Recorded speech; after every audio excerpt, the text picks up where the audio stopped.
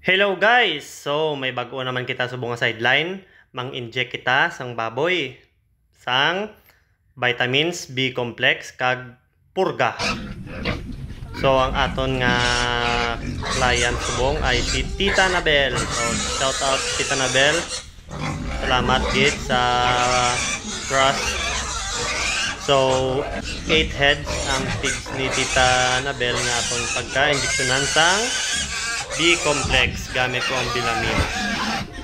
So, sa pag-inject ni guys, medyo masela ni siya. So, kailangan mo gid guys ang timing sa pag-tuslok sini sa ilang aliog kay siyempre basi mabali ang dago mo kag masakitan ng baboy. So, timing gid guys. So, ginapakaon gid na namon anay para maano ang attention niya sa kaon. Tapos, gulpihon mo guys ang pag-inject sa iya. Sa liog niya banda guys, intramuscular na guys ang tawag sa mo nga pag-inject. So, yan.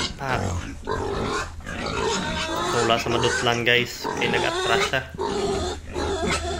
So, isa pa. Kapaon mo siya guys. Nga daw, kuno abi, do gina, ano siya bala. Do gina hikap-hikap siya. Muna siyang style da guys. Nakarakatan mo siya. So, 3 down.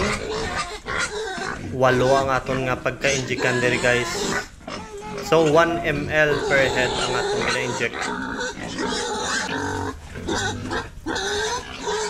So, kaliwat timing.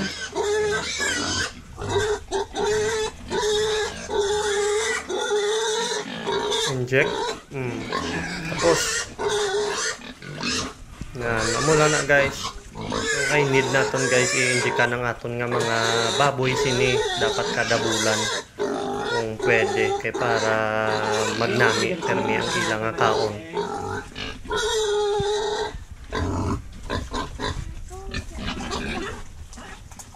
Kag tapos guys ini so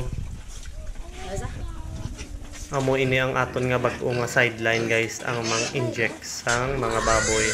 Vitamins lang kag purga. So, base gusto nyo magpa-inject sang inyong nga baboy, mapapurga man o vitamins, ang balon nyo lang po kay kadtuan ta. PM nyo lang po guys. Kay kadtuan ta dayon. So, paano guys? Hasta diri na lang kita. So, sa akon nga mga kahag racers dira, God bless us all.